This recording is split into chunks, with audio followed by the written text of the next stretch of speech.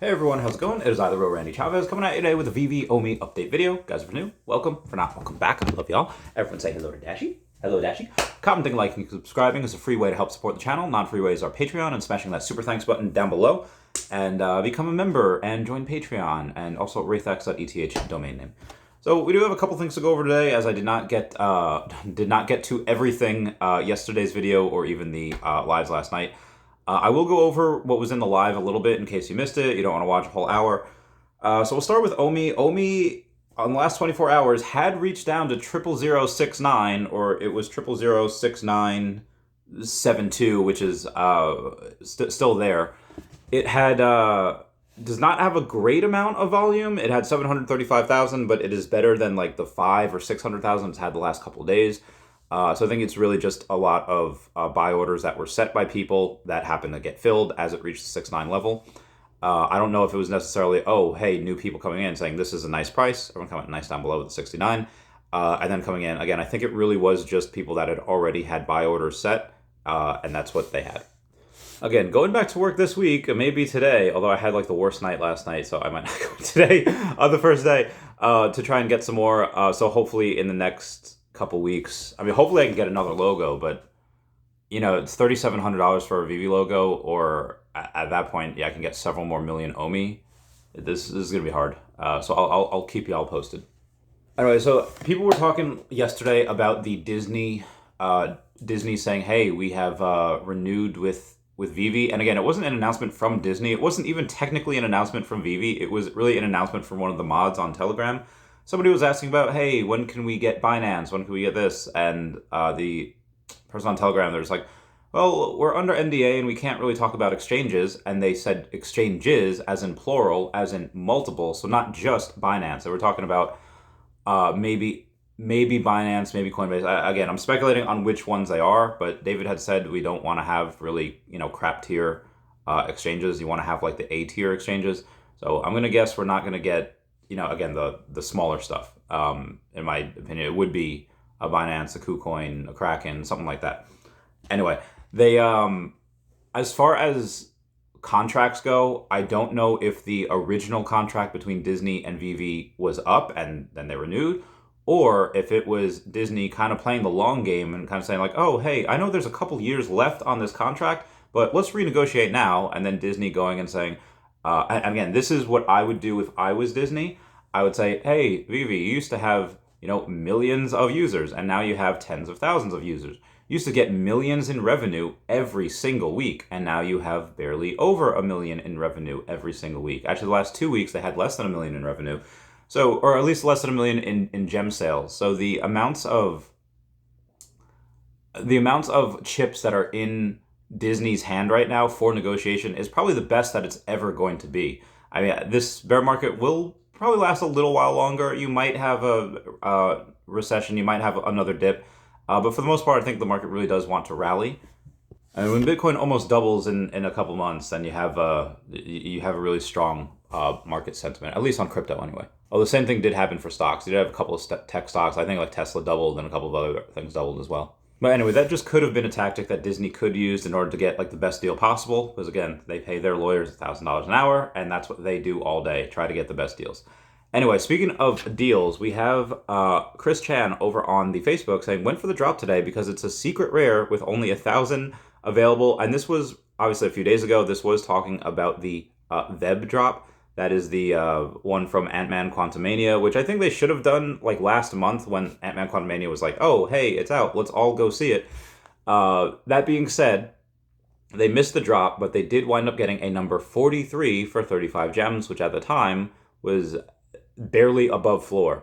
I happened to get a She-Hulk that was at floor. It was literally listed on the floor at 169. Everyone comment nice down below with 69. It was a secret rare She-Hulk, and I should not have got it because I could have used that for a lot more comics, a lot more whatever. But again, a secret rare She-Hulk at floor at 169, at sub 100, you really got to get that. So I did. And again, with this, it just goes to show that if you're vigilant, if you're diligent enough, you can definitely go on and you can definitely get some snipage going. We have an update from Sharon Weissman, who's a creative connector, brand partnerships business manager, says, collecting is not shopping. It's way more emotionally complex.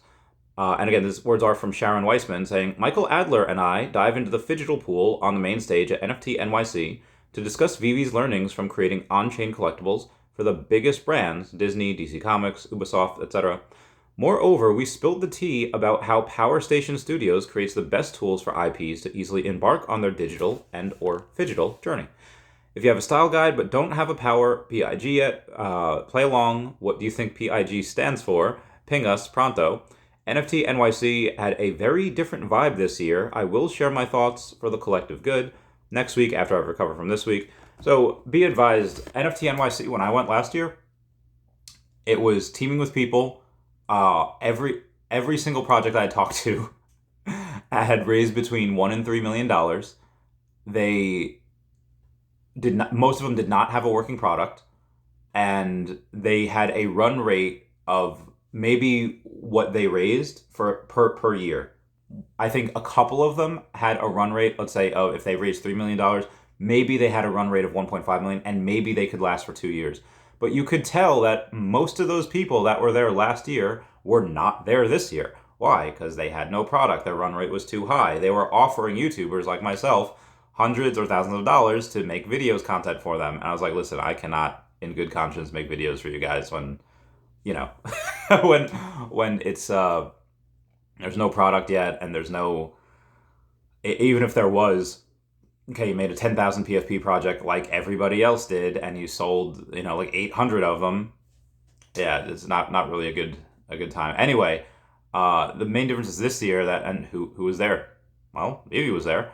At least Michael Adler was. David and Dan, I don't think were there. They were there last year, not necessarily in the context of being at NFT NYC, but that is where a lot of projects were. So they were going there and just kind of networking on the, in the after end. Some good news on the macro. Yes, the other day, 25 school kids received their Bitcoin diplomas in Guatemala. The future is bright. That was posted by Bitcoin Magazine. And what does that even mean?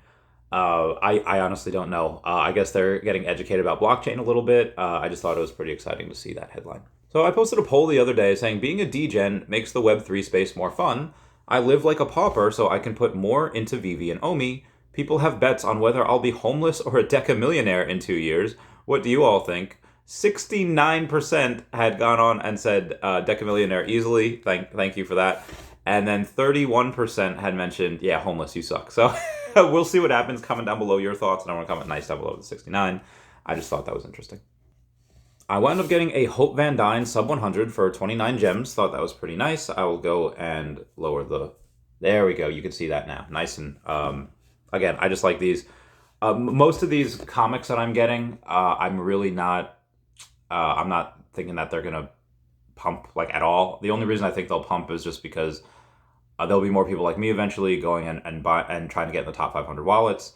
But the sub 100s on Marvel Might on first appearances, I think those will do fairly well. So stacking those. We have Gwentron over on the Twitter saying, welcome home Spider-Man number 80. So I'm not sure if that means he purchased 80 uncommons or if that's 80 total between the common, uncommon, rare, ultra rare, and secret rare. But either way, shout out to him for going and getting 80 of them. Also, Apple launches a high-yield savings account offering 4.15% APY in partnership with Goldman Sachs. I think this is very good for Apple. I think this is, a great way for them to raise money, kind of without having to raise money and just getting into banking a little bit more than they already are. Just good for the space in general. The Platinum Moments poster was updated a couple days ago, saying Donald Duck had 142 posters, Minnie Mouse had 168, Dumbo had 181, and Mickey Mouse had 196 posters redeemed.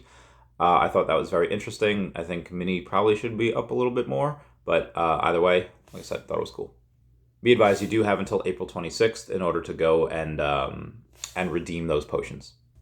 Also, I didn't get the chance to go over the Star Wars poster set. Everyone thought that was pretty cool. You had a couple of whales fighting for some of those special mints, and it did happen to make over $119,000. Again, that's just on the primary sales, not including secondary, so shout out to Veve for that. And again, those Veb little things from Ant-Man Quantumania, they sold that out. It's $30,000 for them. Just thought that was pretty cool. So there is a bit of a conspiracy theory going on. I won't mention the person that put it out, but I will mention it just to address it, saying when it comes to Paul Barron's brand, they're very strategic with everything. The fact that they put a picture of Animoca Brands co-founder Yatsu on their banner tells me a lot. Animoca Brands owns Quid. Their one-sided analysis of Veve and trolling on Twitter proves this. Be advised, most of the videos that Paul Barron Network had done are very positive on Veve.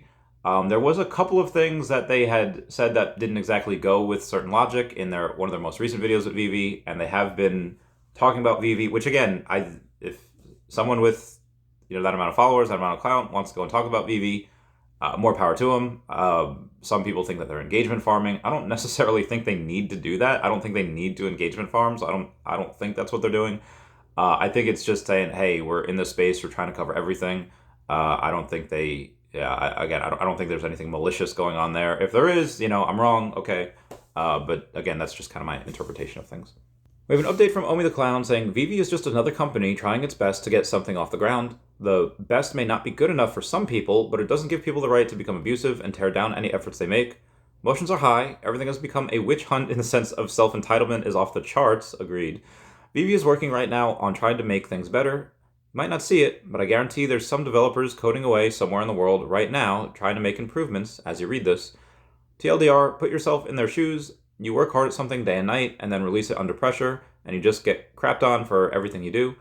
Grow up, feed the energy they need to add on, stick with it, or don't, but take the responsibility for what you're saying and what you're holistically contributing to the community. Constructive criticisms are fine. Pointing out issues with offering solutions is not fine and just wastes time. Agreed. They're trying their best. We gotta be a little nice, I think. So when they released their MCP article yesterday, and they were talking about, okay, MCP ranks going from starter to master collector. There's 22 of them. Cool.